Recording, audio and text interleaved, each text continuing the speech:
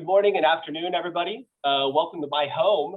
It's the home of my favorite show, and I'm excited for you each to be here with us today. My name is Tyler Scribner, and I'll be your moderator for today's session. Before I begin, I'd like to go over a few housekeeping items. First, we're recording this session. For your privacy, we ask that you remain on mute unless you're seeking to join the conversation, so that your council meetings or whatever may be going on in the background doesn't play for everyone viewing this session later. You have control of your audio. We hope that you'll engage in discussion, and we want to encourage you to do so by giving you full control. That being said, if we hear chips in the background or any sort of conversation, we may place you on mute so that the conversation can keep going. Don't worry, you'll have full control of your microphone. We just want to limit audio disruptions. If you're joining today by phone, please press *6 to unmute your line, and we'll go over that again during the Q&A session. You also have video controls. The host and presenters will have their videos spotlighted for presentations, but we're happy for you to join us today, and we want you to feel connected with us during this session.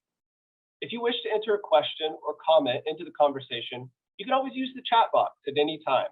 We'll either grab the attention of the host for you to speak, or read your comment or question into the conversation for further discussion. In the event multiple people seek the floor, we'll prompt the panelists in the order that comments are received. Last, there are several NCAI staff on the line today to answer any questions that you may have or assist with any technical difficulties. Reach out to us as best as you are able, knowing that when Zoom doesn't work, Zoom isn't always the best way to alert us. Our email addresses are listed on the screen, and if you see my lips moving and don't hear any sound, you're currently experiencing an audio issue. We'll work with you as quickly as possible. Feel free to email if you're having any difficulties. We'll help as best as we're able.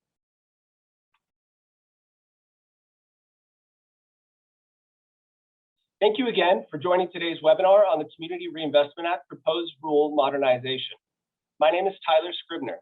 I'm a proud citizen of the Chickasaw Nation and the policy lead for federal revenue and appropriations for the National Congress of American Indians.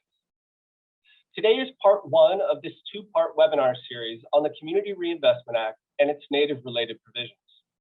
The rules largely have to do with banking and lending institution regulations, but at the core of the Community Reinvestment Act and this proposed rulemaking are three fundamental questions that all tribal leaders and advocates are familiar with. What activities should qualify as community revitalization? Where do these activities take place? And how should they be considered or evaluated?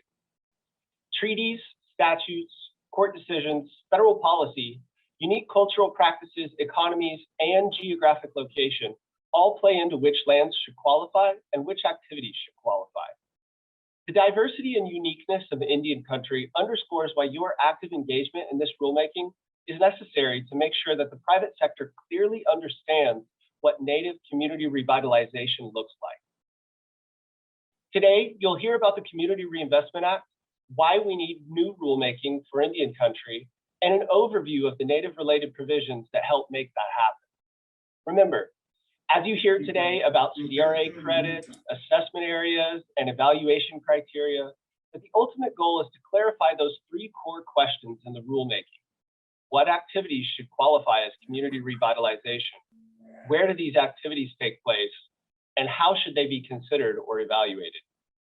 While we encourage your thoughts and comments throughout this webinar series, today's session is intended as an educational webinar to set the stage for next Tuesday's formal listening session and to get you familiar with the banking regulation aspects so that you feel empowered to tell regulators how these rules could best benefit your communities. We have an expert panel from the Federal Reserve Bank of Minneapolis lined up for you today. We're going to meet each of our panelists in turn today, and they'll each take a brief moment to introduce themselves. So right now, I'd like to turn it over to Casey Lozar, Vice President of the Center for Indian Country Development for the Federal Reserve Bank of Minneapolis, for opening remarks. Casey, the floor is yours. Well, thank you, Tyler, and good afternoon or good morning if you're Pacific or Alaska time. It's wonderful to be with each and every one of you today for a really important conversation about a tool I think that is particularly important to economic prosperity in Indian country. I first wanted to thank Tyler and the National Congress of American Indians and all of the regional and national Indian organizations that are co-hosting today's educational session on the Community Reinvestment Act, as well as the session next week, where we dive deeper into the proposals in the notice of proposed rulemaking. It's certainly wonderful to be with each and every one of you. I did want to provide a quick background on the Center for Indian Country Development. The center is a research and policy institute based out of the Minneapolis Fed that works all across the country by conducting action-oriented applied research that can be helpful in informing policy changes that support economic prosperity that is particularly important for tribal governments, tribal enterprises, and our tribal people. As you can imagine, one of the most important things that we work on at the Center for Indian Country Development is access to capital and access to credit, a longstanding issue that our tribal communities face. And the Community Reinvestment Act is a set of regulations that is important to address the credit needs of low and moderate income communities across the country. And then that includes our tribal communities as well. And so we're excited to be working with the OCC as well as the FDIC on an update or reform of the Community Reinvestment Act. We'll get into some particular details on CRA with a CRA 101 with my colleague, Katherine Miner, in a few minutes. But I wanted to sort of look back at the process that we have been going through here at the Center for Indian Country Development and at the Federal Reserve, in the sense of the role that we have played in making sure that we're elevating tribal voices in rulemaking for CRA modernization.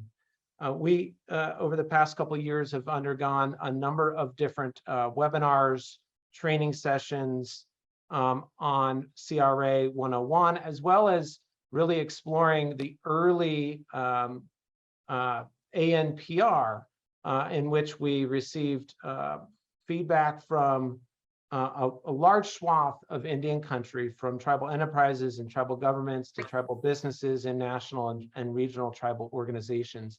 And that feedback has really informed the proposals that are in the NPR, the Notice of Proposed Rulemaking. A few of the things that we heard as we solicited feedback earlier in the process was an understanding of the role of assessment areas and the updates of the role assessment areas play in qualitative review when our examiners are looking at the activities of lending institutions.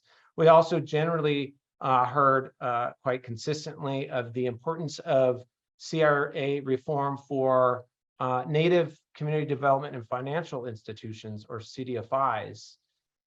We heard a lot about this idea of defining place for qualifying community development activities that are associated with our tribal governments and our Native communities.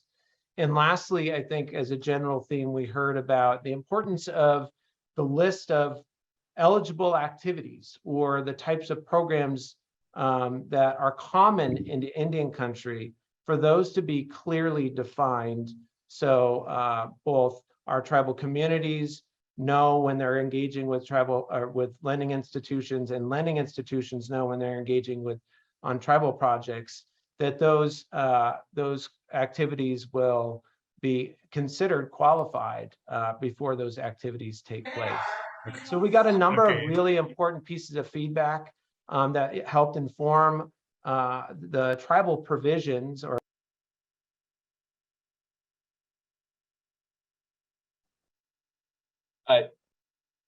Casey, just 1 second. You may have been placed on mute inadvertently. Okay, can you hear me now, Tyler? Excellent. Let me just step back. There is, again, a number of things that we heard, and we very much appreciated the participation from Indian Country in sharing the comments under the NPR, and they helped us develop the NPR provisions that we will briefly describe today, and we'll go into much more detail on July 19th when we have the second of the two webinar series. I think the CRA is very, very important for Indian Country. Really, by design, the Community Reinvestment Act was put into place to really encourage the lending institutions meeting the credit needs of low and moderate income communities. And I think it's safe to say that the effectiveness of CRA in Indian Country has not been able to sort of break down some of the barriers that we experience in Indian Country. And so we're really looking forward to making sure that we do our part at the Center for Indian Country Development and teeing up these conversations so there is really good base knowledge and a level of confidence from tribal stakeholders to provide us and the FDIC and OCC really robust and meaningful feedback that will help us build the final rule. So we really look forward to today's webinar, the conversation that we're going to have. I look forward to the conversations next week, and perhaps more importantly, look forward to receiving comments by August 5th when the comment period closes. So with that, again, thank you, Tyler and CI and the other organizations that have co-hosted today's event. I'd like to turn it over to my colleague at the Minneapolis Fed, Katherine Miner, to walk through CRA 101. Katherine. Thank you, Casey. As Casey said, my name is Katherine Miner. I'm a senior examiner here in the Consumer Affairs Department at the Federal Reserve. It's my pleasure to be with you today, and thank you for having me. So I've been with the Federal Reserve for more than 25 years, and I've worked as an examiner for most of that time. Part of my responsibilities include evaluating the performance of banks under the Community Reinvestment Act. And to do that, we conduct examinations that determine whether the banks have met their obligations under the CRA, and that includes issuing a public evaluation and a rating. Typically, that means that I travel to visit banks throughout our territory, throughout the 9th District. I say typically because it hasn't been happening in the last couple of years, but it will start to happen again soon. So not a lot of travel happening. And when we do that, we visit the banks, obviously, but we also visit with members of community, of the local community, including members of tribal communities. And that's to develop an understanding of the local economic and demographic conditions. Obviously, we have data sources, but those community contacts are essential in making sure we have the most current and up-to-date information. So today I'm going to I'll start with a brief history of the Community Reinvestment Act. Then we're going to talk a little bit more in depth about Community Reinvestment Act performance evaluations, including the basic framework, the types of CRA evaluations, and how they vary. We're going to define some key terms like assessment areas and performance context. And then finally, we're going to talk about community development activities and how they represent an opportunity for Native communities and banks to partner. So my goal today is to provide you with a basic understanding of the current Community Reinvestment Act regulations and why they're important. So next slide, please. So the CRA was enacted in 1977 to prevent redlining and to encourage banks to serve the credit and the convenience needs of their local communities. And it remains an important tool to address income inequality today, as Casey mentioned. So it links to the civil rights laws of the 1960s and 70s. And that's what I mean by that is the Civil Rights Act of 1964, the Fair Housing Act, which was in 68, and then the Equal Credit Opportunity Act in 1974. So those laws said that discrimination based on certain factors like race or color or national origin was illegal. And then the CRA created an affirmative obligation for banks to serve their local communities, and that includes areas that are low and moderate income, as long as those practices are consistent with safe and sound banking practices. It also directed the Federal Reserve and other federal banking regulators to evaluate the bank's performance in meeting the credit needs of the communities in which they do business. The other regulators include, as Casey mentioned, the OCC, the Office of the Comptroller of the Currency, and the FDIC, the Federal Deposit Insurance Corporation. A bank's regulator is determined by its charter, whether it has a national or a state charter, and whether or not it's a member of the Federal Reserve System. So research has shown that the CRA has had positive impacts on access to capital and financial services, and that the law encourages banks to be important partners in efforts to revitalize communities across the country. But as Casey mentioned, there's opportunity for additional work to be done. So on the resources slide that's at the end of this portion of the presentation, you can link to the Federal Reserve's Community Reinvestment Act page. That has additional information about the history. It also, from there, you can also access public evaluations and other related information. So next, we're going to look at the framework for performance evaluations under the CRA. So bank evaluations are public, and they include facts and data to support the regulator's conclusion. That would be data about the bank's lendings, for example, as well as data about the community demographic characteristics, for example. The next part of the performance context is of the framework is the performance context, sorry. And basically examiners consider a bank's performance context, and that includes things like data on incomes, on cost of living for that particular area, and overall economic conditions. We also conduct interviews or community contacts with members of the community, as I mentioned. And to give you an idea of how we use performance context in an evaluation, let's say we've learned that unemployment rates in that community are particularly high, for example, or if agricultural conditions are particularly strong. We would consider how those economic conditions affect the demand for credit, and as a result, the bank's ability to lend in that particular area. So development of the performance context also helps us to identify community needs, so we can evaluate whether the bank's activities are responsive to those needs. So for example, perhaps job creation is a particular need in a community with high unemployment rates. Or affordable housing might be a particular need because the community lacks safe and available housing. So we would look at the bank's activities in those areas and give more weight and look more favorably upon those activities that address those community needs.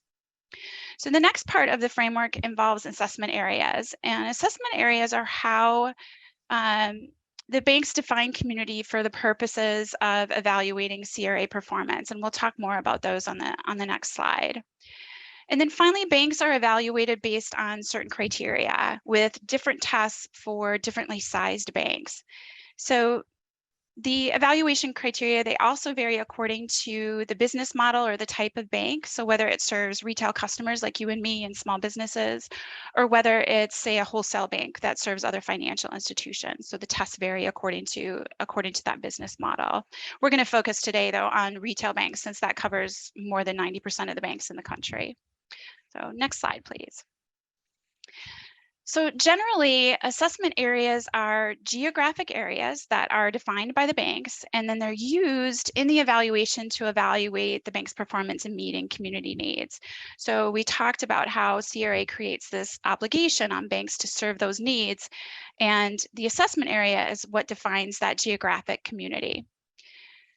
It includes all of the bank's offices, so that would be main office as well as any branches and any deposit-taking ATMs. The thinking here being, if a bank is going to be taking deposits in from the community, then it should be making loans back out into that community, so it's deposit focused.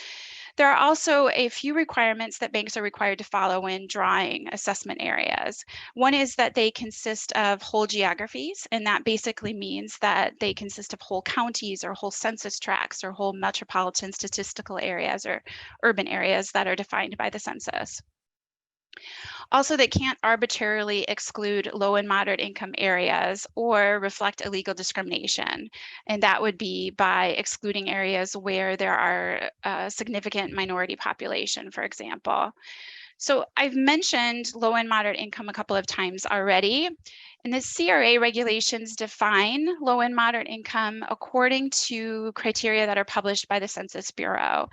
And the definitions under CRA are basically low income means less than 50% of the area median income or the median family income for geographies. And for moderate income, that would be between income levels between 50 and 80% of area median income. Then the area median income, that refers to the median family income for either the metropolitan statistical area or the urban area defined by the census, or statewide non-metropolitan areas. So those would be more rural areas.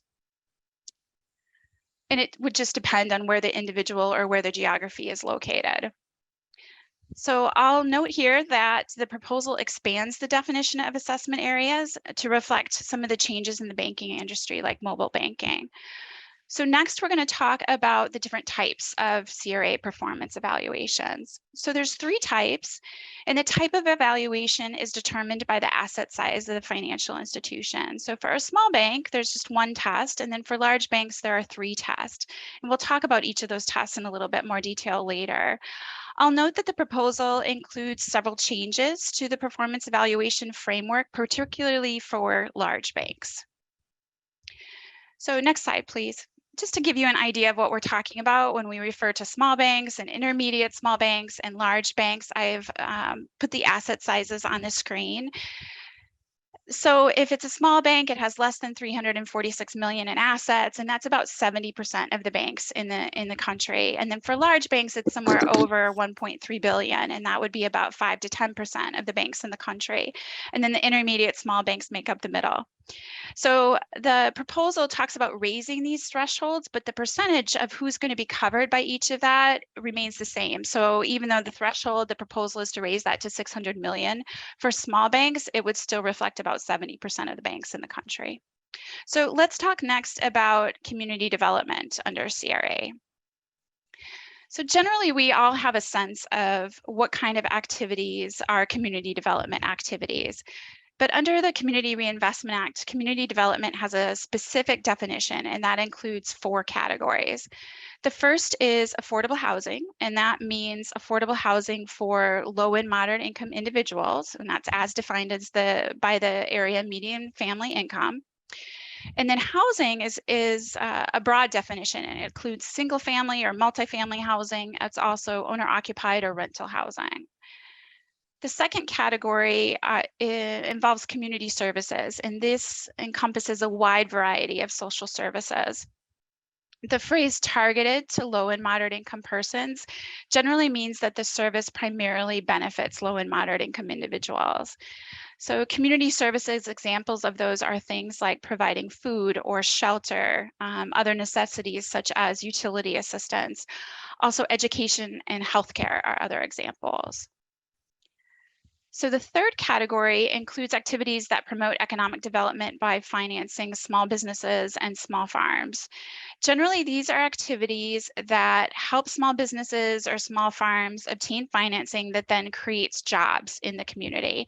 And that could mean helping with business planning as well as providing financing to those organizations. It would also include activities that support job training programs. And then finally, the fourth category is revitalization and stabilization. So this category refers to activities that retain existing businesses and residents in certain geographic areas, or that attract new residents or businesses to those same places. And there are 4 categories of areas. The first is low and moderate income areas. So we've talked about those. underserved and distressed non-metropolitan middle income census tracts. So these are rural areas, middle income, not lower moderate income, but middle income, which is above 80% of that median family income. And then the underserved areas, that's determined by population size, density, and then the dispersion of that population. And it's sufficiently small and thin and distant from a population center that it means attracting, it means that that community has would find difficulty in financing things like essential community needs, things like infrastructure. And then distressed non-metropolitan middle income census tracts, those are also determined annually, and that's based on rates of poverty, unemployment, and population loss in that particular area. And then finally, the fourth category is certain designated disaster areas. So these are geographic areas that are covered by a major federal disaster declaration, and that process specified by the Federal Emergency Management Association, or FEMA. So I'll just mention that community development activities really offer an opportunity for partnership between Native communities and banks. And we're going to go through some examples shortly, but next I want to talk about some of the various criteria in the performance evaluations. One other thing that I'll mention is that the proposal contains several more categories that would meet the definition of community development. So a significant expansion of that definition. And it also provides, like Casey mentioned, some significant more specificity to that definition. Okay, so we've talked about how the CRA has created an affirmative obligation for banks to serve the credit and the convenience needs of their local communities. And the lending test is the primary measure of the bank's performance, and it carries the most weight in assigning the rating. The lending test evaluates how the institution meets credit needs, and that's through its home mortgage, its small business, its small farm, and consumer lending. And that would be to low and moderate income individuals and to low and moderate income geographies. So under the lending test, the small bank includes both a small bank and an intermediate small bank. The test is the same for both of those sized institutions, and then it varies somewhat for large banks. So the first criteria that we looked at, whether we're talking about a small bank or a large bank, is whether or not the bank is making loans. We do that through the loan to deposit ratio for a small bank and through the lending activity analysis for a large bank. But the thinking here is that you can't possibly be meeting the credit needs of a community unless you're actually making loans to that community. And so that's the first test. We also look at whether the bank is making loans to low and moderate income people, to small businesses, and to small farms in its assessment areas, and whether the bank is making loans in the low and moderate income areas within its assessment areas. So the lending test is really similar for large banks. However, we look at a couple of additional categories. One is community development lending. We're going to talk about more about that in a minute, as well as we also evaluate the responsiveness to the credit needs of low and moderate income individuals and geographies for large banks. So the next criteria that we're going to talk about for the small bank involves intermediate small bank evaluations. So in addition to the lending test, both intermediate small banks and large banks are evaluated under community development tests. And in the community development test, we consider the bank's activities in three categories: lending, investments, and services. So to be considered, each of those activities has to meet that definition of community development that we went through earlier. It has to relate to one of those four categories. So for intermediate small banks, these activities are all combined into a single community development test. And we look at the number and the amount of the community development loans and investments.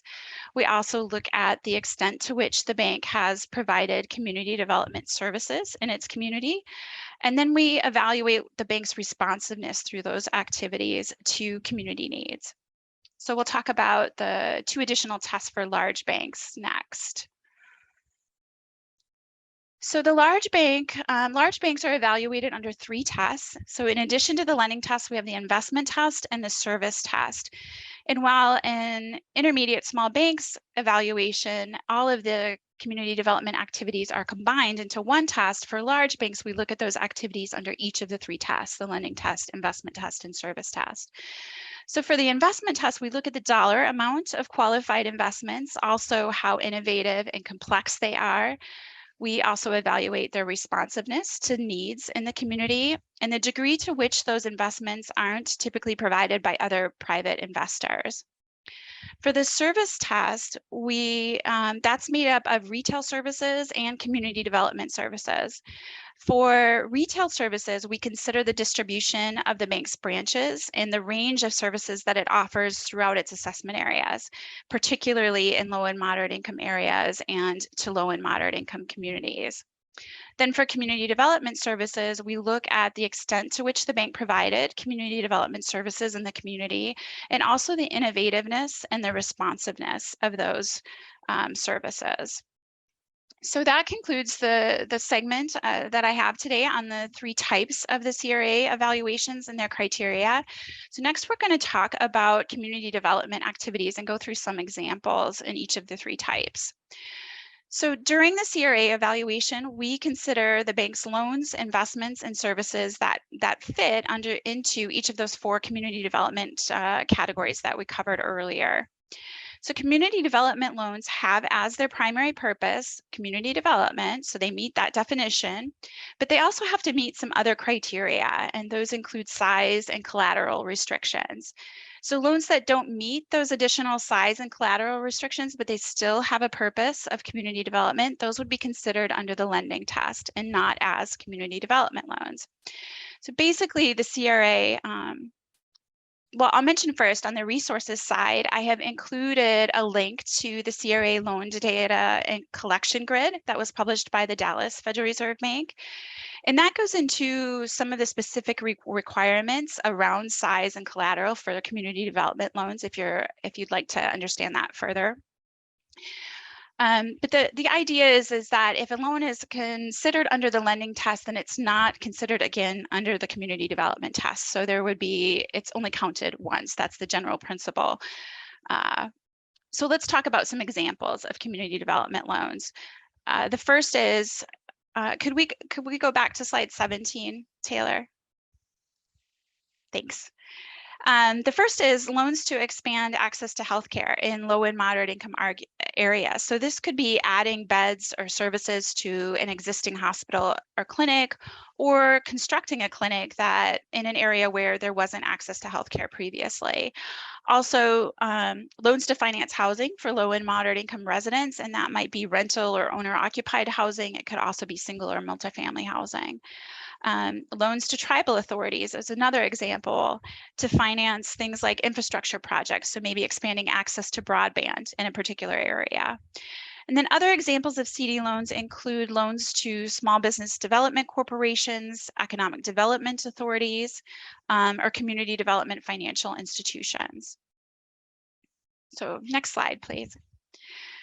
So community development investments are transactions that look more like traditional investments, so things like bonds, but they have a clear connection to community development. So they meet that definition and fall into one of those four categories.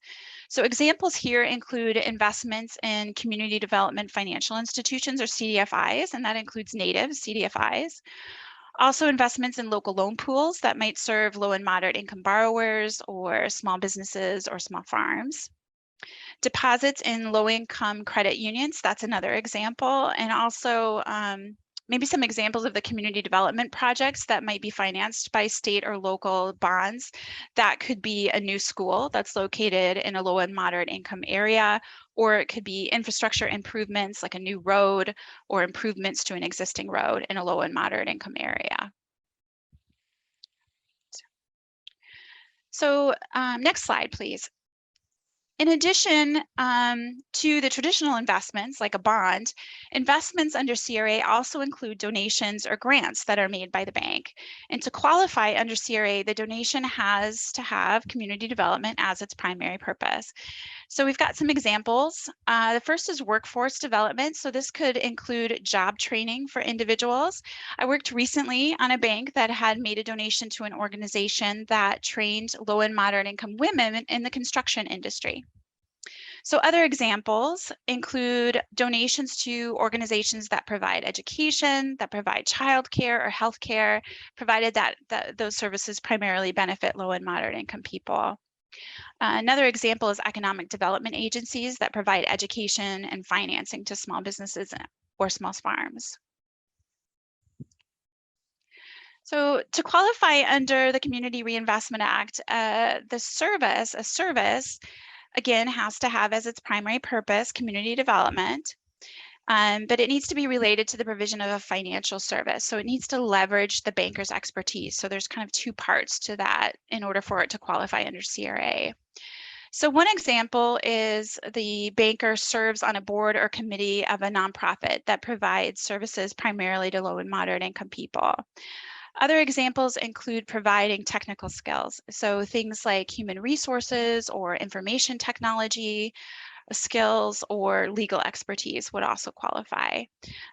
Doing fundraising for community development organizations, such as for a school that's located in a low and moderate income area, that would also be considered a community development service. So I've mentioned individual development accounts on the slide, and IDAs or individual development accounts are a type of savings accounts that are designed to help low-income individuals build assets.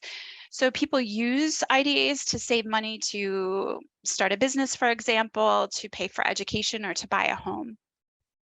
The accounts are set up at approved financial institutions and have certain eligibility requirements, and that varies depending on the particular program. And then any deposits that are made by the individual account holder are then matched either 2-to-1 or 1-to-1 according to the program terms. So it allows people to build their savings. So the last slide that I have for you is some resources for your review, and I've referred to a few of those throughout the presentation, but I encourage you to take a look and see what is available out there for more information. So that concludes my portion of today's presentation. Thank you, and I'll turn things over to my colleague, Michael Grover.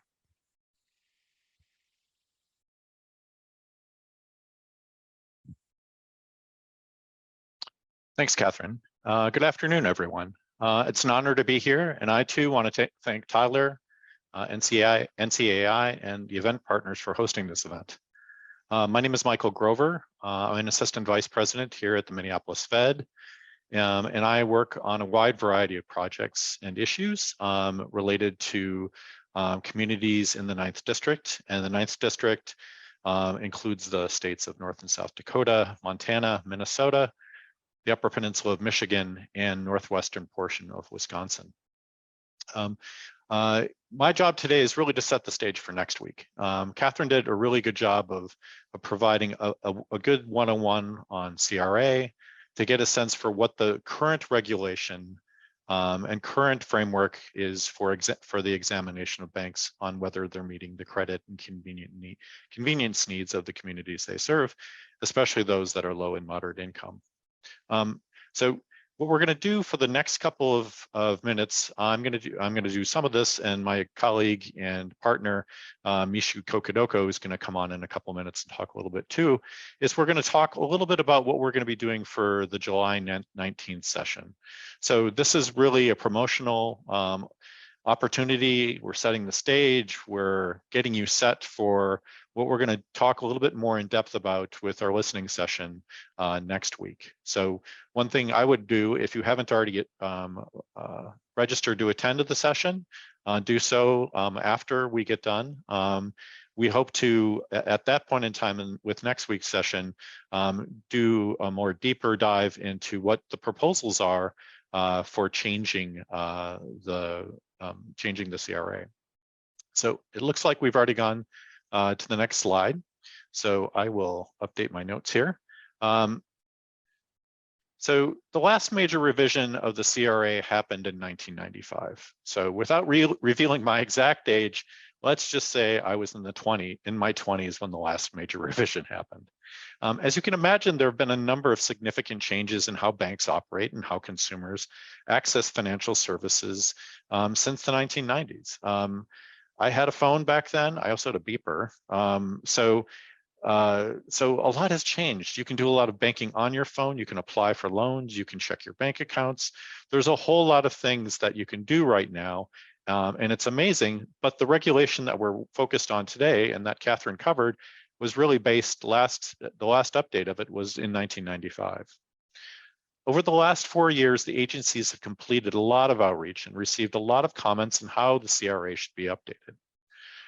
We've heard from a wide variety of groups, including groups that are focused on what's happening in Indian country, in different native communities, Alaskan communities, Hawaiian communities, and all of those comments have been received by the Federal Reserve Board and the other two agencies, the OCC and the FDIC, as they're updating this regulation. Specifically, we've heard from many of you about why reform is really critical for Native communities. For example, the agencies recognize that banking and credit access remains a chronic barrier for Native communities across the country.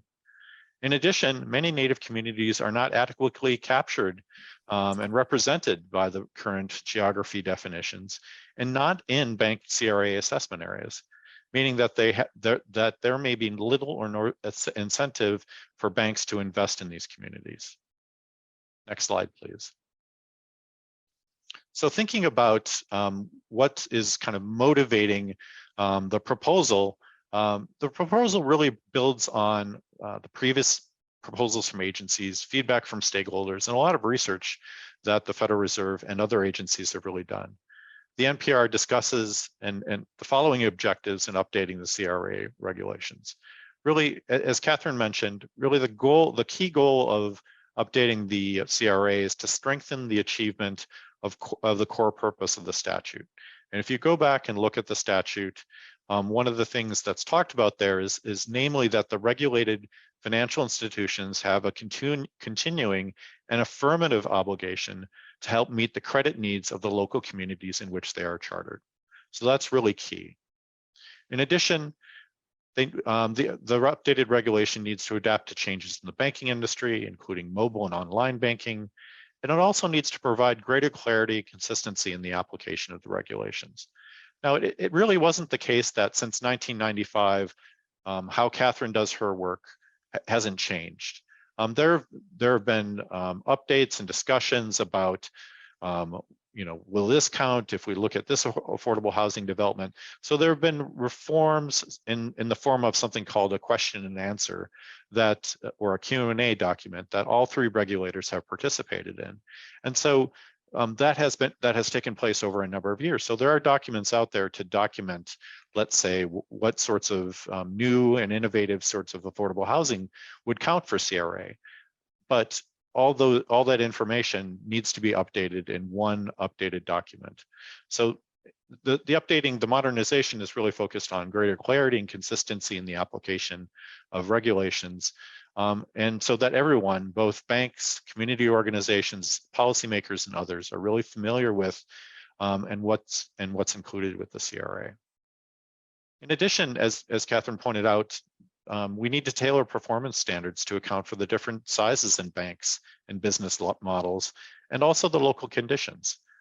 It's really important that we take account for what's happening on the ground.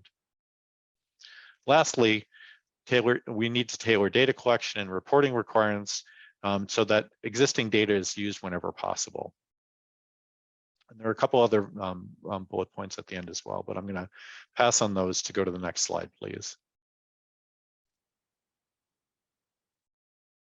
So in terms of the overall CRA document and timeline, depending on where you pull it up, you might see a document that's 600 pages. Also, you may, if you go to the Federal Register, it'll be a little bit shorter, but it'll be just as long in terms of the amount of text that's there.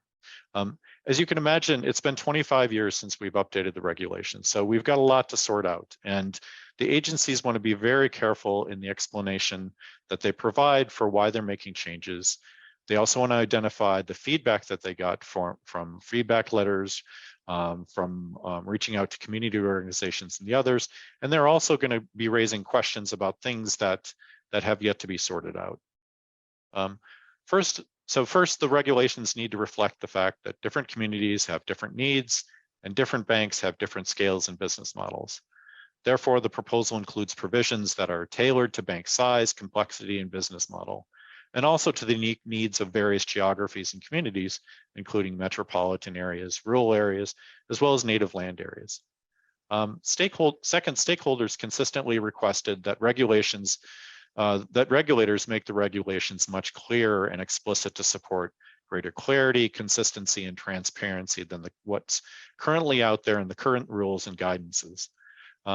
So, for example, one of the things that's being proposed is that we have a list of activities that would count for CRA eligibility and activities, as opposed to trying to discern which, based on what activities banks and maybe their nonprofit and community partners are proposing.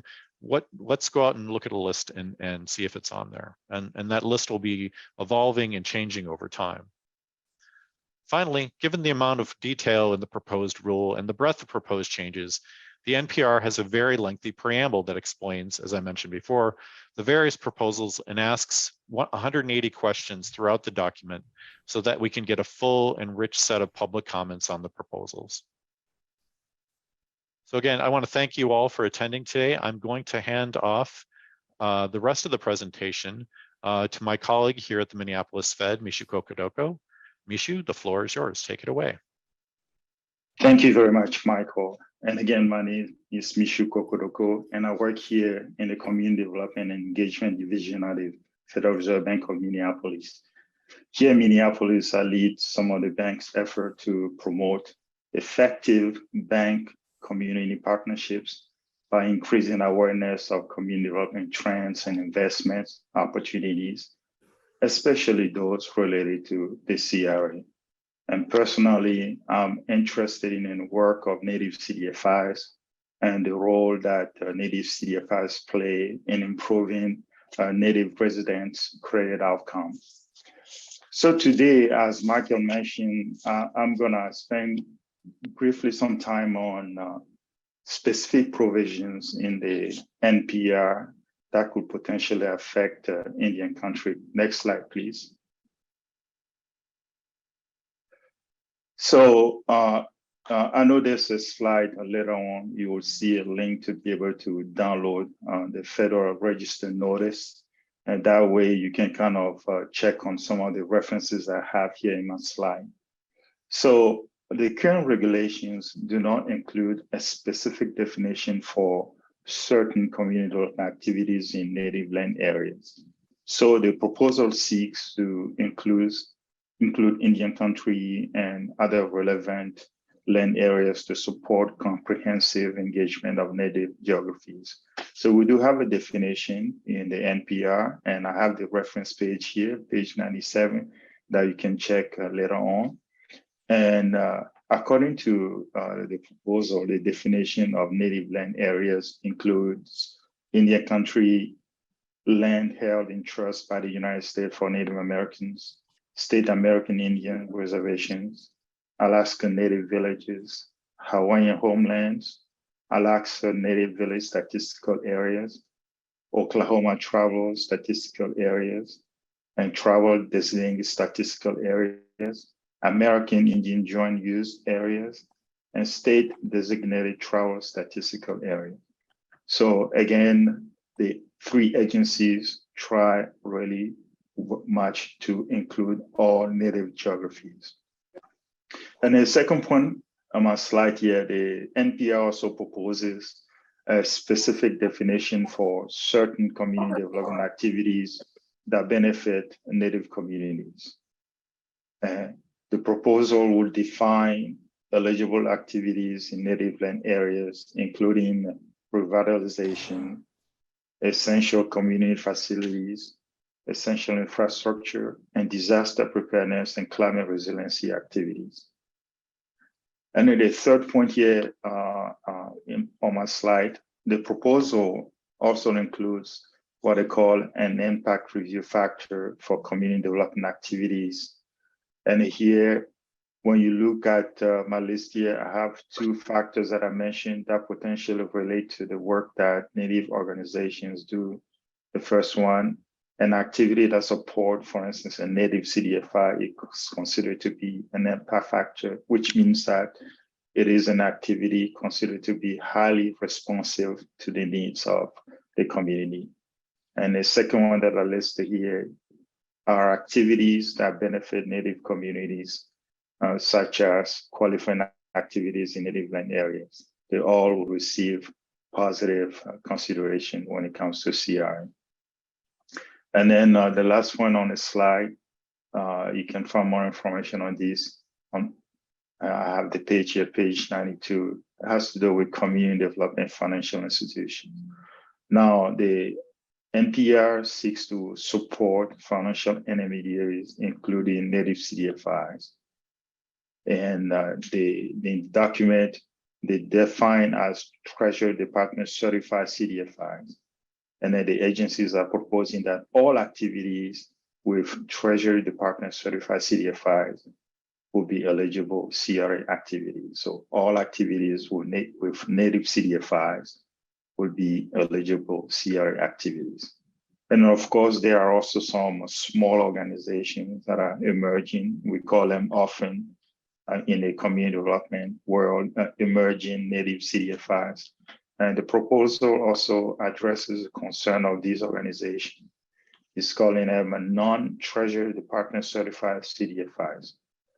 Now, in the proposal, the agencies are saying that activities undertaken by any bank in connection with these Cdfis could also qualify for CRA consideration if the activities separately met the defined eligibility criteria of a different prong of the community development definition. And then finally, one point that I don't have on this slide here, the proposal also seek to provide qualitative consideration of bank branches located in native land areas. Next slide, please.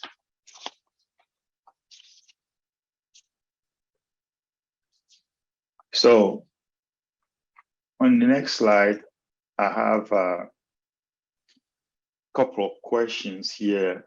Again, when you get a chance to download the Federal Register, you will see that there are 4 interesting questions that the agencies are seeking feedback on that relate to native land areas.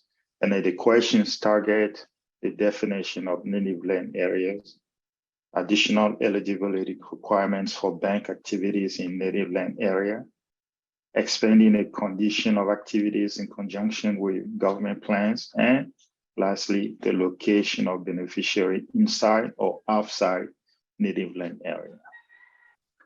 Next slide, please. So to prepare for the formal listening session that we have on July 19, we encouraging folks to learn more about these provisions and how can they do so. And again, as I mentioned previously, you may want to download the CRA NPR Federal Register Notice. It's a long document, and you can search, use the search find tool to search the document and to search for specific provision that affect Indian country. And you may use the reference pages that I mentioned earlier. And then also there's a summary article. I believe that it was already provided in a chat that you can also click on and read the information. Just capture all the provisions, but also provide some more explanation. And of course, we want everyone to be able to join us on July 19 when we actually do a deeper dive and trying to explain more clearly some of the provisions and allow folks also to offer some comment that we are more willing to listen to. And then my next slide, last slide, please. And this is how you can actually submit comments. And again, you were mentioned on several occasions during the presentation today that the deadline is August 5th. So it's less than 3 weeks away. So we encouraging folks to consider submitting a comment. And then you may do so on the Federal Reserve Board website, and the link is provided in this slide. OCC, also OCC website, you have the link, as well as the FESC website, and the link is also provided as well. And again, thank you for your attention, and I will turn the stage back over to Tyler to facilitate the Q&A portion of this conversation. Thank you, everyone. If you don't mind staying on camera, I'm going to pin all of our panelists up here to the board, and we will get to our questions. I appreciate everybody who's been submitting questions in the chat. I'm doing everything I can to buy myself enough time to pull those questions up in the order that they were asked. But you can use the raise hand function, and you can be called on in the order that your hand is raised. Again, if you're joining by phone, please press *6 to unmute your line. You can use the chat box at any time. I know several of you have. Thank you very much for that. We'll read your question into the discussion. You can also ask for the floor in the chat box if you'd like, and we'll yield to you to speak at that time. And you're welcome to join us on video during your question. We'll go ahead and pin you up on the screen, and we can make a one-on-one conversation out of it. So I am going to pull up my handy list of comments and questions. The first one that we had come in, would the CRA help fund broadband projects on reservations?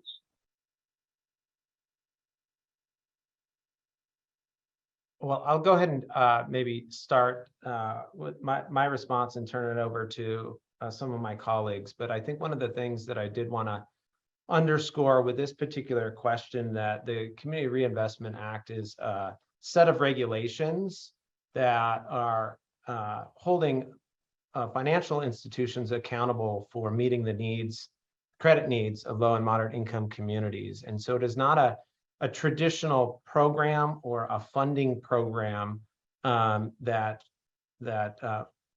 can be accessed to finance projects. But to your question directly about broadband projects, broadband projects are particularly important to the community development needs in tribal communities. And I think when evaluating a financial institution who are supporting broadband projects in partnerships with tribal stakeholders, they would certainly be considered eligible activities associated with the Community Reinvestment Act. Mishu or Katherine, did you have anything you wanted to add to that response? I would just add that under the proposal, we talked about those 4 categories of community development, and under the proposal, there will be many more categories of community development. And one of those is a definition that includes qualification of for a range of place-based community development activities in native land areas. And Mishu talked about what a native land area means in the proposal. And those include things like revitalization activities, essential community facilities, essential community infrastructure, as well as disaster preparedness and climate resiliency. And so broadband would fall under that infrastructure or that revitalization category. So we have one more written in, and then we have Sharon Reilly. I see your hand raised. Based on the qualifying community development activities that are listed on the website, it appears that the CRA modernization is applicable more for tribal governments, academic institutions, and community service organizations rather than individual business development. Is that assumption correct? Can you provide a little clarification on who the modernized rules are designed to benefit? I'll take that one, Tyler. I think as far as the community development definition is concerned, the lending to small businesses and to small farms basically falls under that economic development category. And it's really not necessarily to the small businesses themselves, but other agencies or organizations that help small businesses and small farms obtain financing or obtain education about getting financing or expanding the business, etc. So that's kind of under the community development. So you're right about that. But lending to small businesses and small farms is going to fall under the lending test. And so those activities, whether it's a loan to a business to expand facilities or to to expand its business model, for example, which in turn would create jobs. That is an activity that would be considered under the lending test for both small or for all size banks.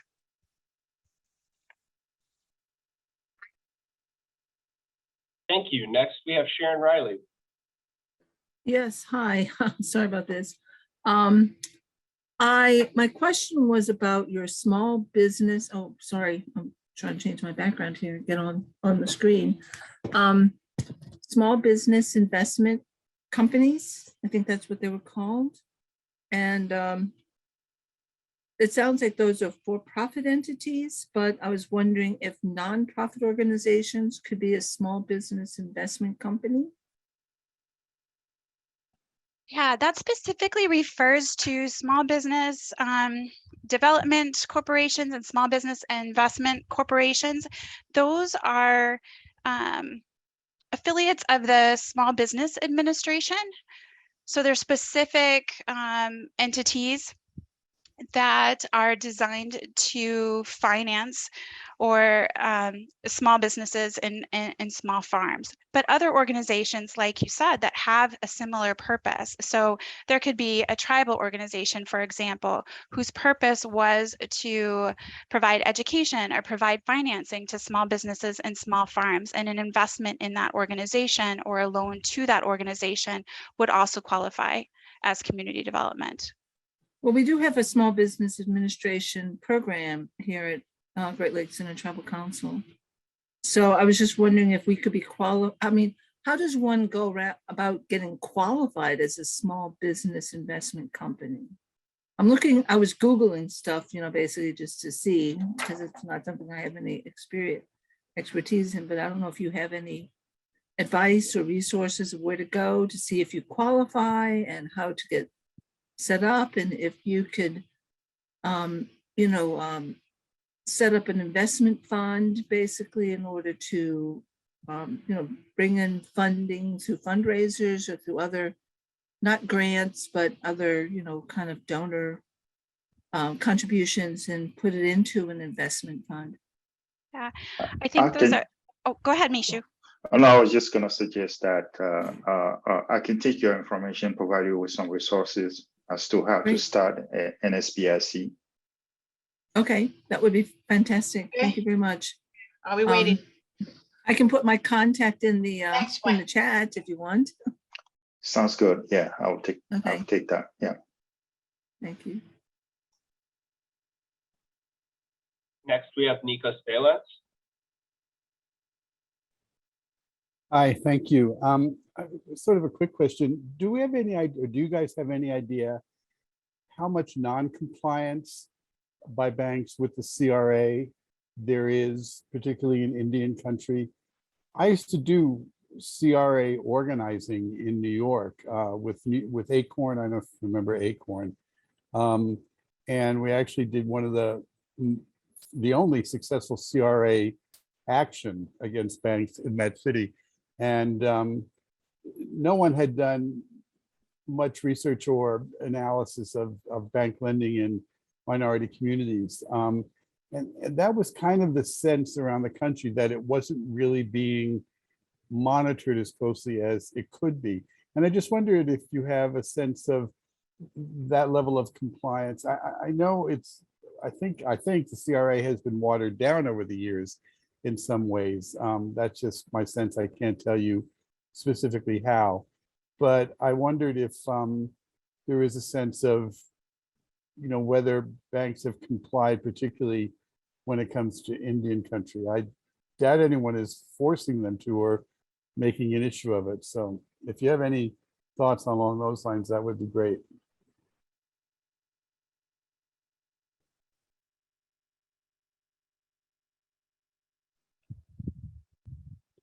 So I think there's a couple of points that are relevant here. One is that the CRA doesn't, at least in its current version, doesn't require a particular level of lending in any community. It does require the banks to meet the credit needs in the communities, but there isn't a set level.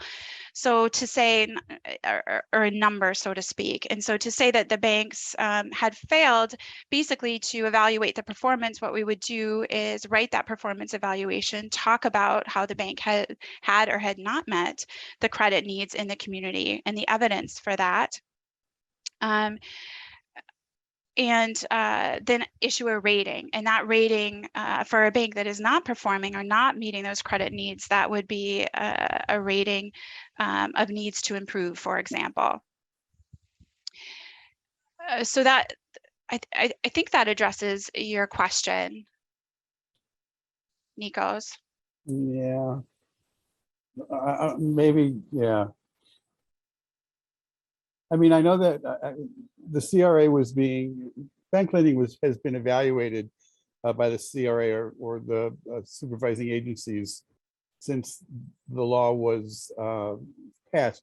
I just know that when we took a look at lending in minority communities in New York, we were able to make an argument that the lending was very poor, very compared to other communities, adjacent communities, and didn't really vary by income level. It's not like,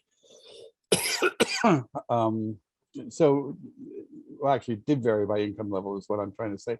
So I just wondered if there's, I guess it would be up to like community organizations that had an interest in seeing more lending in their communities to do that kind of an analysis and then approach the banks or approach the regulatory agencies with the information they've pulled together. Maybe I'm just an old-fashioned CRA organizer or something, but you know, it was pretty straightforward in a lot of, I mean, the data was quick and dirty. I'm not saying it was a sophisticated econometric analysis, but the numbers, you know, were enough to scare the banks. I mean, they didn't want the press, and they sat down with us, major New York City banks, and helped develop credit screening procedures and things. That's what their main fear was, that they were going to be lending to people who were going to default on their loans. Although 2008 sort of showed us the beauty of that. You know, it just, I just wondered if there was a sense generally that banks were doing as much as they could, even based on your analysis or your evaluation of banks' lending behavior or activity. Like when you evaluate a bank, do you go back and how is it frequent that you would go back and say you're really not doing enough? You got to like pump it up here or something like that? Yeah, it really depends on that performance context and what kind of needs there are in the community. And then yes, if there are obvious needs and there's opportunity for that financial institution to meet those needs, then yes, absolutely, that would be a conversation, or that would appear in the public evaluation. Okay, thank you. So we have one question that was sent by chat, and then we have Chris Rivera with their hand raised. This question is for Katherine regarding the CRA revitalization or stabilization activities. You mentioned certain designated disaster areas by FEMA. Does this currently include tribal disaster declarations? And tribal nations as sovereign governments, they can issue their own disaster declarations. Additionally, they can also directly apply to the federal government for a federal major disaster declaration or an emergency disaster declaration. The issue that's sent in to me with the latter is that it's often hard for tribal nations to seek a federal disaster declaration, but their citizens, lands, and infrastructure will still be impacted by those disasters. So if a tribal nation issued a disaster declarations are not included in the CRA revitalization or stabilization activities, is the recognition of those disaster declarations an issue that can be changed through the proposed rule? I know we said we weren't going to get into the weeds today, but I do want to comply with our commenters. I appreciate you all for attending and providing your input. So I think that is an excellent example of why it's essential that we hear from you all and that you make a comment about that. that question is very much in the weeds, so I'm hesitant to answer off the top of my head. What I will say is that areas that are targeted for redevelopment by a tribal authority, and that could include, for example, an area that was damaged by a disaster, would be considered as revitalizing and stabilizing in that particular area. So that would be something that we would qualify under that definition. As far as whether a disaster declared by the tribe and whether that is included in that specific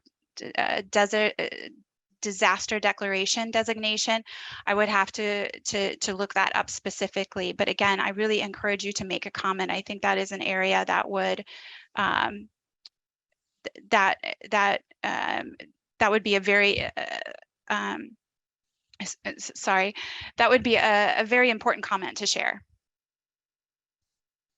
And maybe just to add on to that, and we'll talk more about this next week on the event on July 19th, but as it relates to community development activities that are associated with revitalization in the native land area that Mishu talked about, one of the important elements of that is that those some of those activities are associated with a tribal government plan or initiative. And you would imagine, based on the example that was given, that if this is truly a community development need of the tribal community or the tribal government, that would be associated with the plan or the initiative of the tribal government, and then would be deemed a qualifying activity. So I think that there is that important linkage in how CRA is really trying to meet the needs and opportunities in Indian country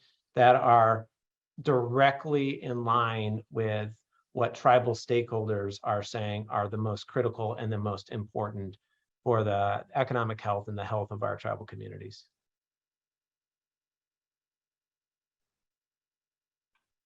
Next, we have Chris. Good afternoon. Yeah, I'm calling from Northern California.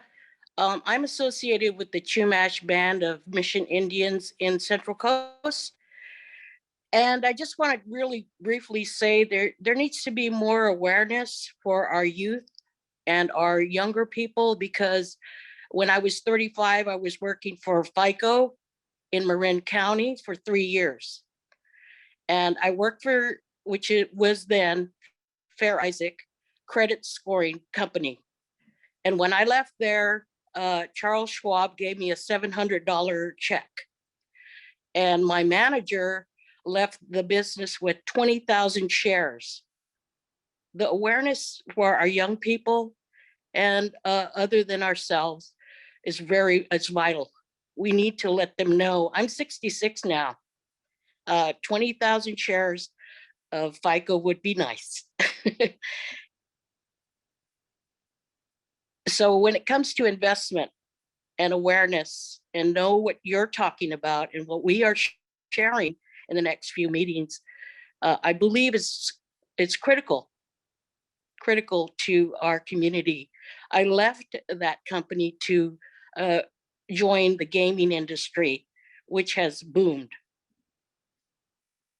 And I also was a census supervisor for 2020, where our income was still low as Native people. It was never really addressed as we had potential to invest. So that's what I want to share today. And I'm looking forward to the next meeting. Thank you very much.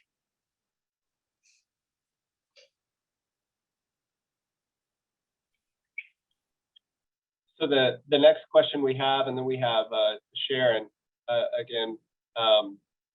Just one moment while I do a little bit of administrative work here. This one was sent directly to me. Have there been any qualitative policy studies pursued that examine the types of perceptions that exist with the current process and essentially what's necessary to get funding out to tribal people?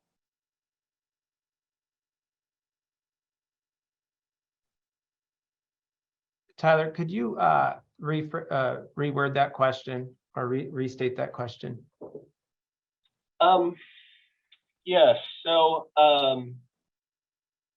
have there been any sort of studies that have taken place with the issues of CRA and getting access to capital out to Indian country? I think maybe that's a way to phrase it. And if I messed it up, I apologize. Feel free to jump in and correct me, the individual who provided that comment to me. Tyler, I'll jump in on this question, and my colleagues can follow suit if need be. But I'm not aware of a something like an applied research study that sort of analyzed specifically with data the sort of degree to which CRA has met the specific needs, credit needs, and financial services needs of Indian country. Certainly, we've heard a lot from tribal communities around for years, of course, around challenges with accessing credit, affordable credit, and challenges with accessing financial services based on sort of proximity to lending institutions. But I don't think there has been a sort of a qualitative study or even a quantitative study that has assessed CRAs in the context of Indian country. Thank you for all of you aspiring PhDs and academics out there who might be very interested in that sort of work. Next, we have Sharon Reilly.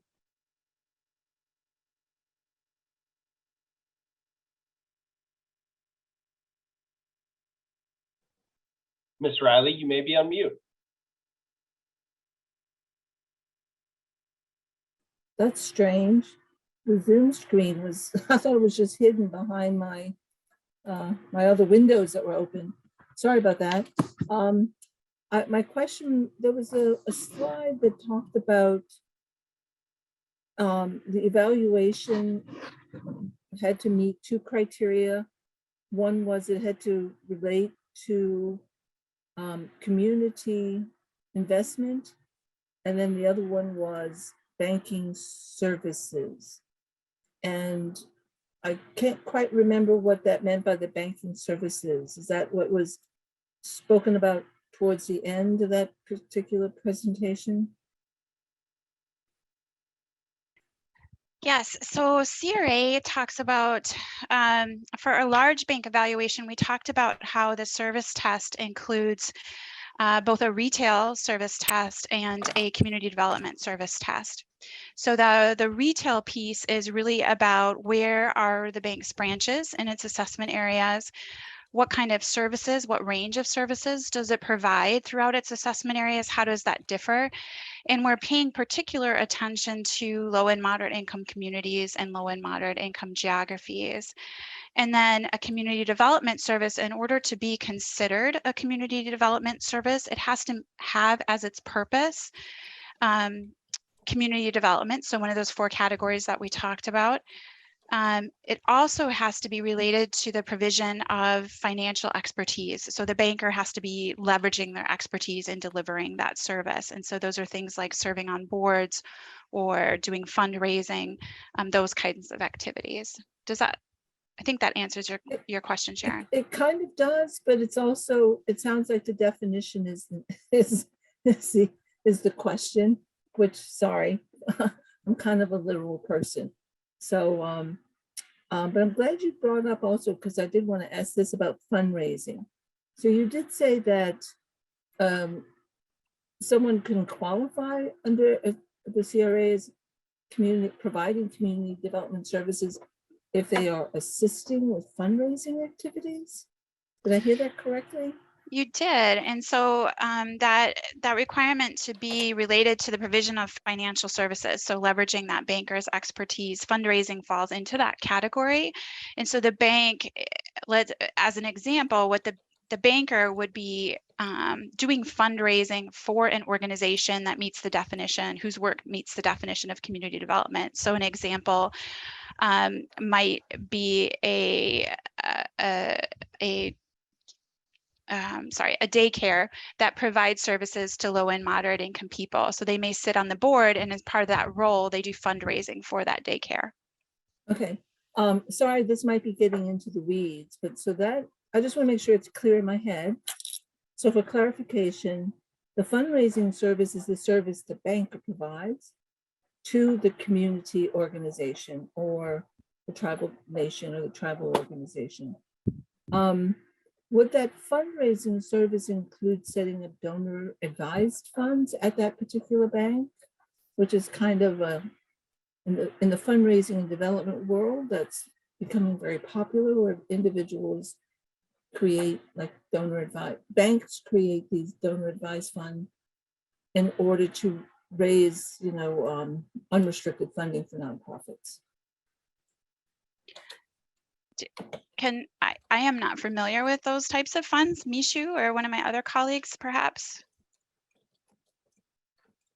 Well, I might say, Sharon, that when we're talking about fundraising services, it's kind of in a broad sense, in a general sense. So under the current regulation, it's not spelled out particularly what kind of fundraising. So we wouldn't say that you have to set up a donor advisor fund at a bank in order to be able to receive positive consideration for your activity. So I don't know if that helps at all. Fundraising to support. Yeah. If the definition isn't clear, that kind of does a little bit, but it's not just for the banker to provide advice on fundraising, but to actually physically do something to set up investment accounts that would then distribute those funds to tribal nonprofit entities. That's correct, yeah. Okay, so that could potentially qualify as a fundraising service, setting up donor advised funds. Question, but maybe I should send that in as a question for the CR to the Federal Register notice. I was just about to chime in to say, Sharon, that sounds like a really good comment that you could provide. And I would encourage you to attend next week. That in addition, we're going to have an exhaustive or a non-exhaustive list of what sort of activities relate to community development, and that would be clarifying the service role of financial institutions sitting on nonprofit, community organization, tribal boards. Something like that would be really helpful in getting a little bit more precision about what counts. So I would encourage you to comment. Thank you.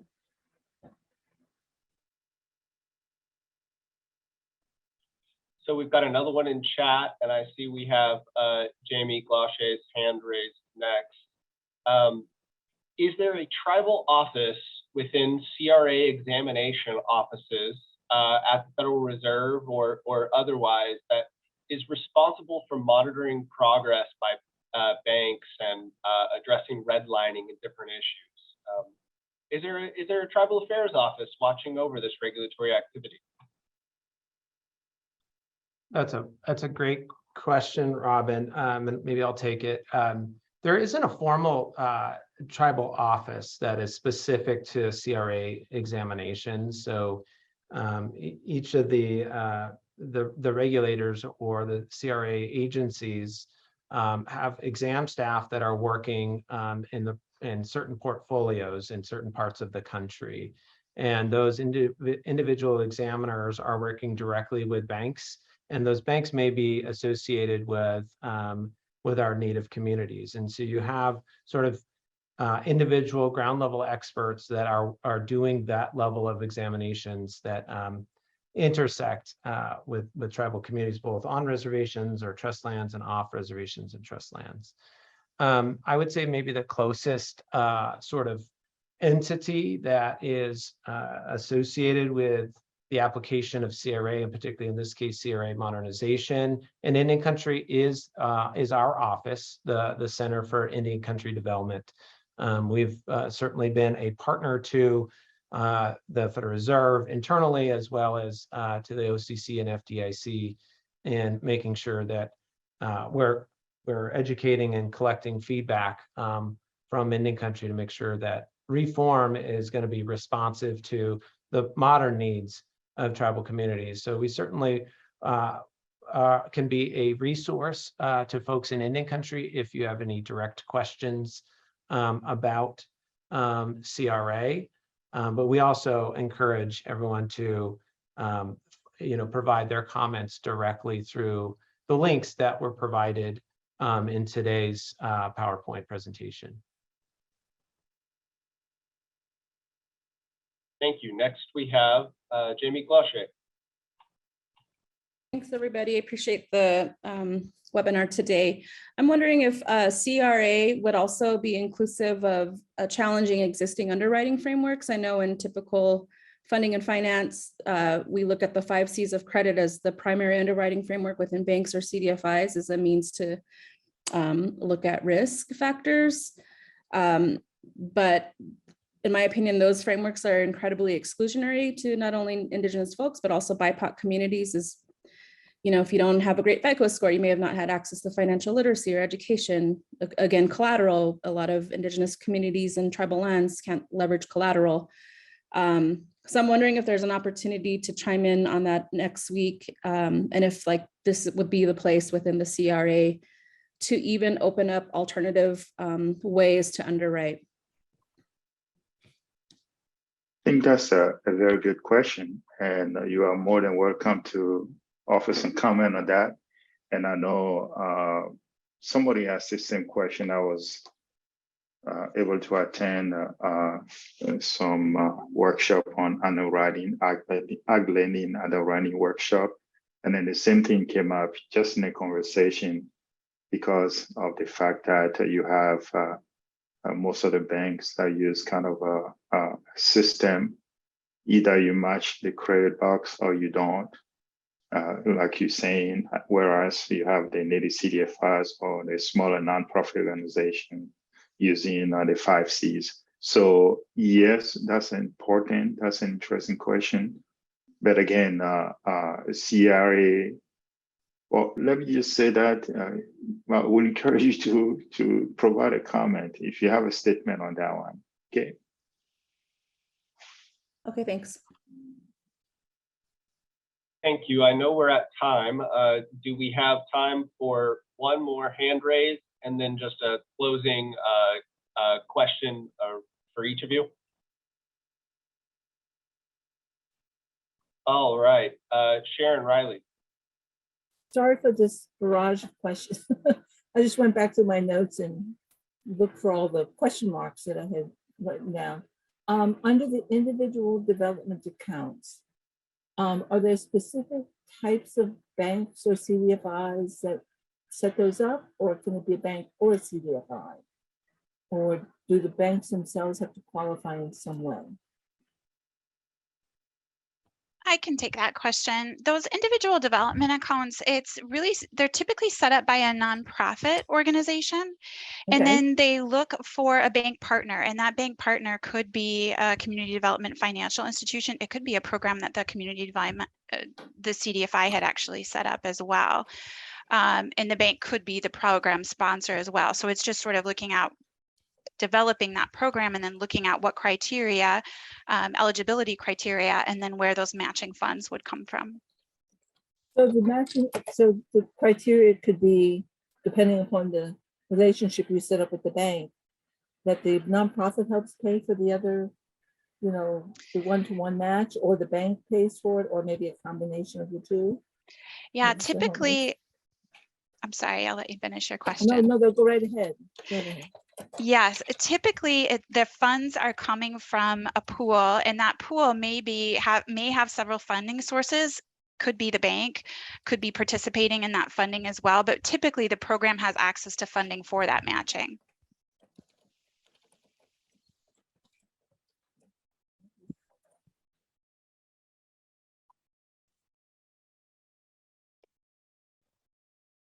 All right, our last question here.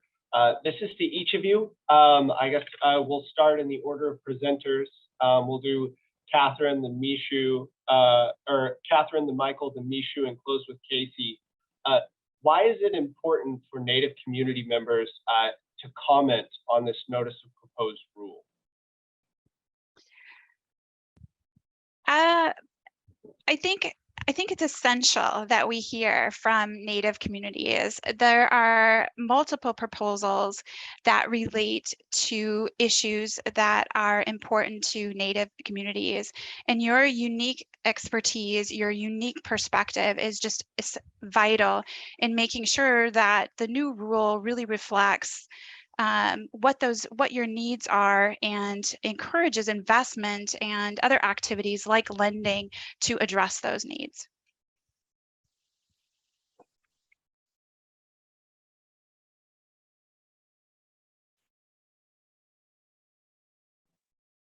I know I threw you all off by changing the order. Michael. Yeah, I'd be happy why to is it jump in. important for Native communities to comment on the NPR?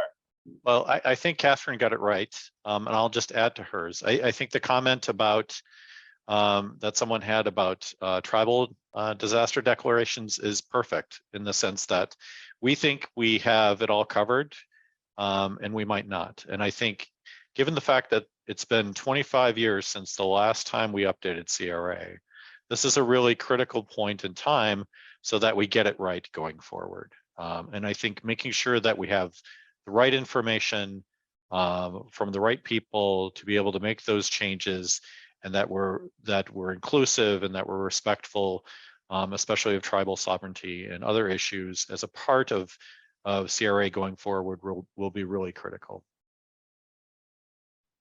Thanks, Tyler. And then I wanted to mention that a couple of years ago, CSCD did a research study on the impact of native Cdfis on individual credit outcome.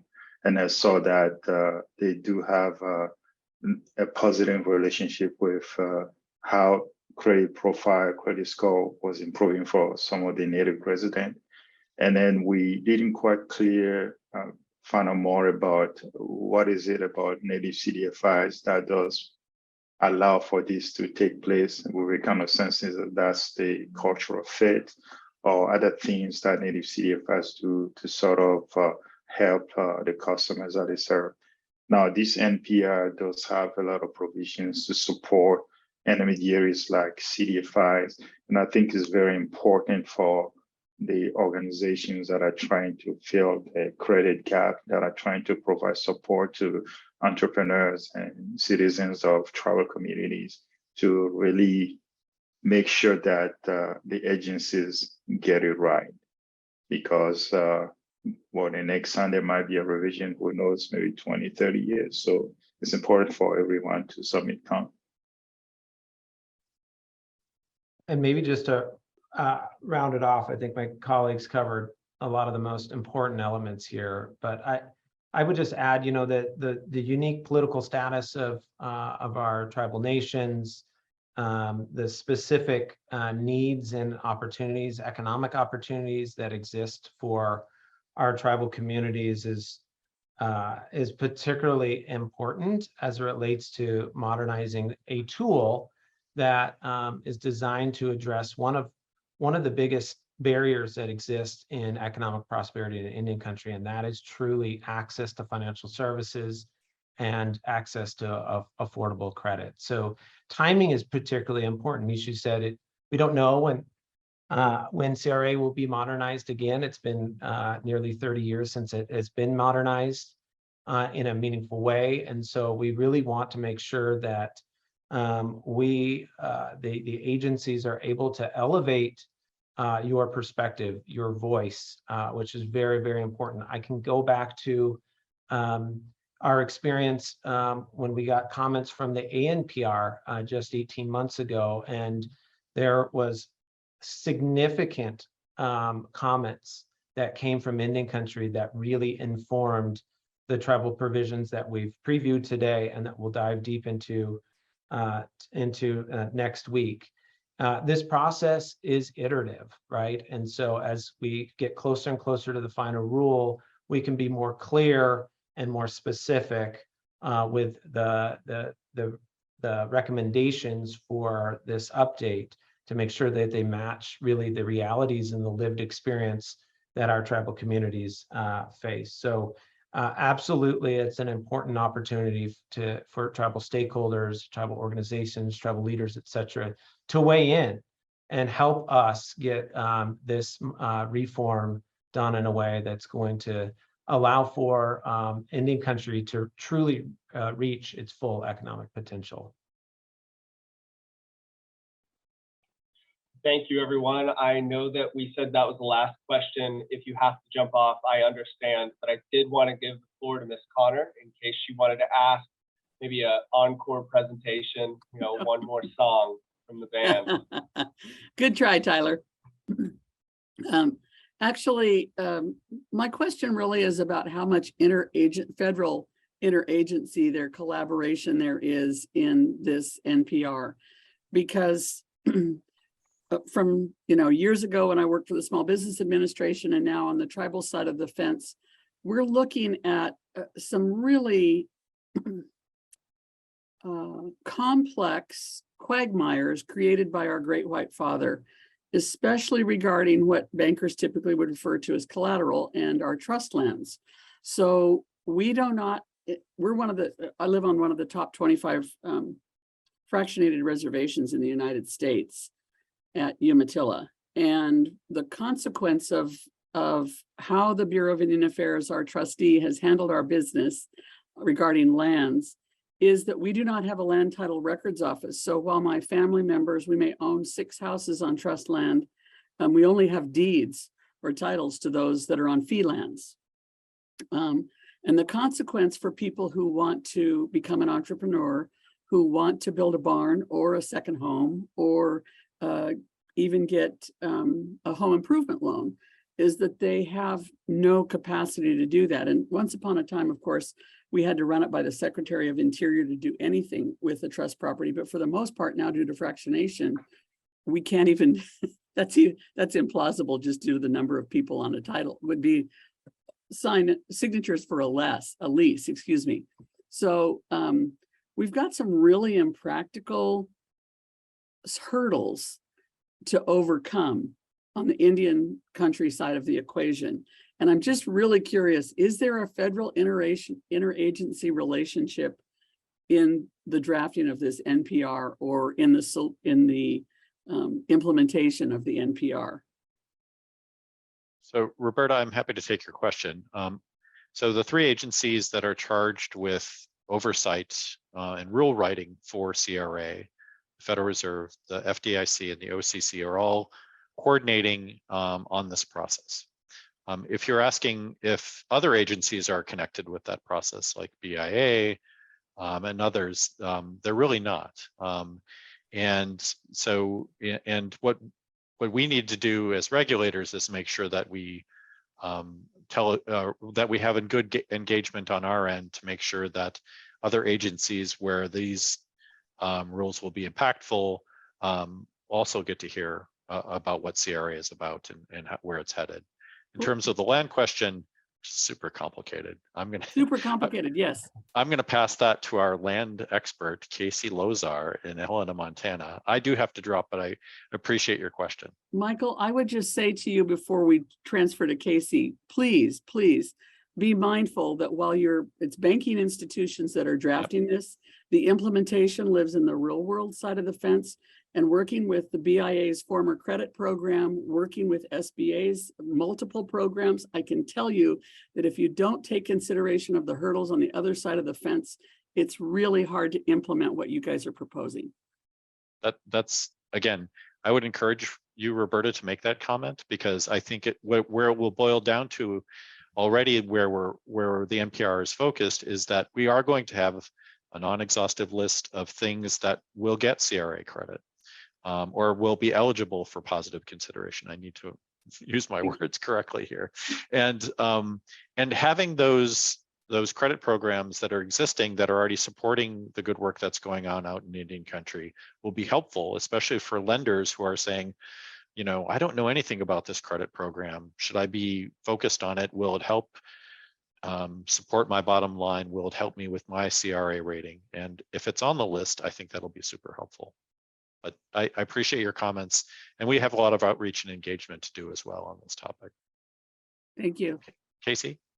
Yeah, I'm glad, Michael, that you covered the non-exhaustive list of eligible activities that is under proposal right now as it relates to sort of the clarity of the types of programs or activities that would be associated with positive consideration with CRA. And, one of those might be something like the Indian Loan Guarantee Program that the Bureau of Indian Affairs has. Including that on the list will make it very obvious to lending institutions that these are programs that they can tap into that are designed to support Indian country, and they'll have a pretty good clarity in terms of their ability to receive that positive consideration sort of on the onset of working on that activity. So I think that is a really important element of the NPR.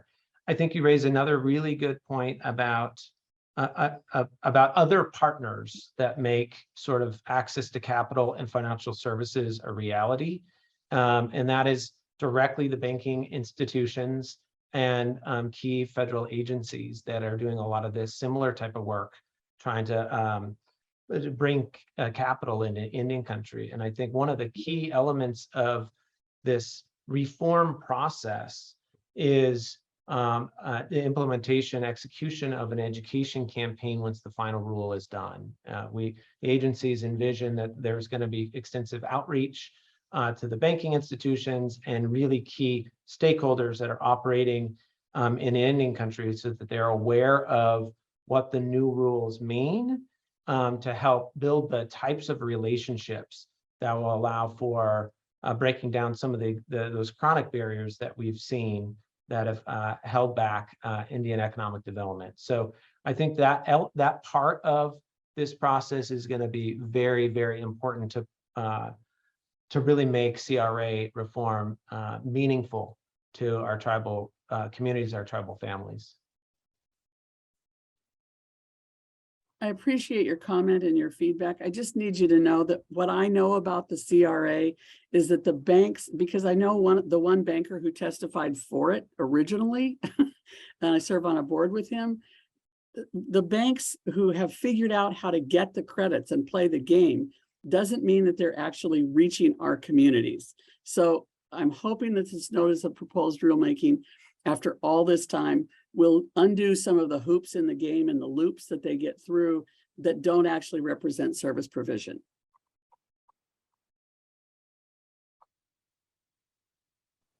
And with those very powerful comments, I do want to mention thank you for all of you for your time and expertise this afternoon. We'll be recording this session to send it out, but NCAI will also be digesting these comments and taking them into consideration to provide its own set of comments and make sure that your time and input here today doesn't just fall on deaf ears. We will make sure it's inserted into the record. We encourage you all to also submit comment by the August 5th deadline, but we do appreciate you all being here. We had some questions about the upcoming formal listening session, which is taking place next Tuesday at this same time, same place. And by registering for today's events, you've already registered for next week's event. We will send you a reminder email. It will be automated through Zoom, and it will make sure that you have the link to join next week as well. Again, this was our educational session, and we're going to be doing a little bit deeper dive into the exact parts of the rules that are affecting those Indian country and those native related provisions, as well as more opportunity for you to provide your comment to the regulators during that formal listening session.